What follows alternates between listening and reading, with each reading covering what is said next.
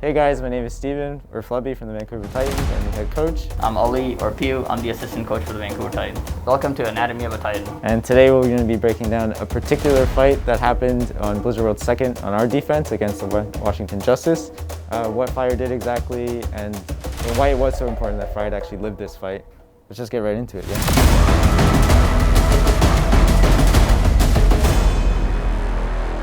So pretty much what happened is they won the fight previously, we're getting out of our spawn. They decided to push into us. As the fight kind of progresses, we're just looking to sustain ourselves. We actually lose our Discord, which is like a really big deal in this comp. But we end up finding two people split off, so the SIG and the ball, and we decided to do an aggressive push. And this is where you see Fire's play. But what ends up happening here is actually kind of insane, the way Fire and Pride played together. In this fight right now, Fire wants to push forward. They catch Fury on his own. He trades for Shredlock. Try to win a low, he stays alive. Nicely done by Fire to keep that Zarya up. And what a high value escort here Fire is proving to be. I mean, keeping the Zarya there is huge. That's really what allows him to push on in. Yeah, he can't believe it. He's like...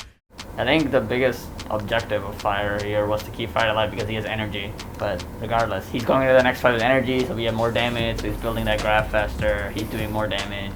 And then that's why keeping Fire alive is priority, because Rolf also died at the start. Yeah, so it's really it happens really quickly, but if you watch the fight slowly, you can actually see them using their cooldowns really well. Fire, if he hit that bash, the Tracer was dead at an instant, but he misses the bash, that's fine, and then after that he comes into flailing the Tracer, which stops her from killing Fried, I think, honestly. It made her either miss a clip, miss a few bullets, it doesn't matter, Inspires enough, and by that time his E comes off a cooldown. And so then what ends up happening is Fire exchanges his Shift, which is his own self bubble. That denies some damage, as well as allying Fire, it denies damage from the other side as well, where Tracer and Brig are coming from Arcade. So that exchange made it really hard to kill this Zarya, although it was very close. It was really good teamwork from Fire and Fried. Bad as the play starts, Rolf tranks the EMP from them, which is pretty good, but then for whatever reason our backline gets split.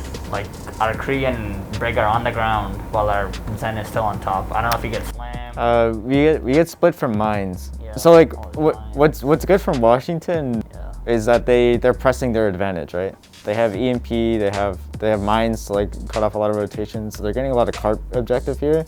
And we're low on ults, right? The only thing we have are support ults coming into this fight.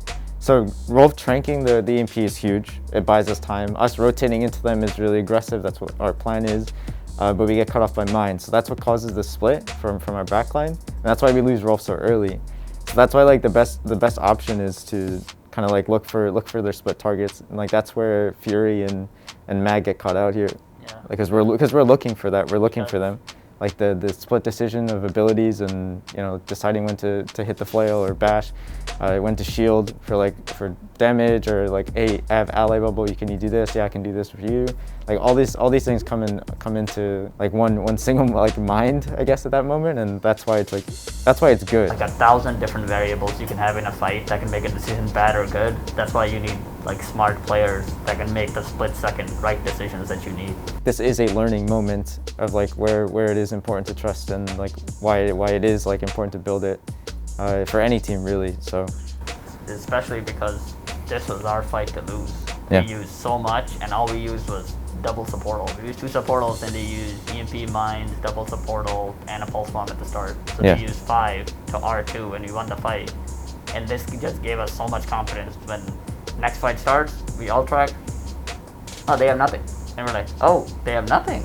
Nice. This play was so important because it shifted the momentum in our favor, keeping our Zarya alive there, and we ended up holding on second point defense. All right, everybody, thanks for watching. Thanks for stopping by. We'll see you next time. In this fight right now, Fire wants to push forward. They catch Fury on his own. He trades for Shredlock. Try to win a low, he stays alive. Nicely done by Fire to keep that Zarya up. And what a high value escort here Fire is proving to be. I mean, keeping the Zarya there is huge. That's really what allows him to push on in. Yeah, he can't believe it. He's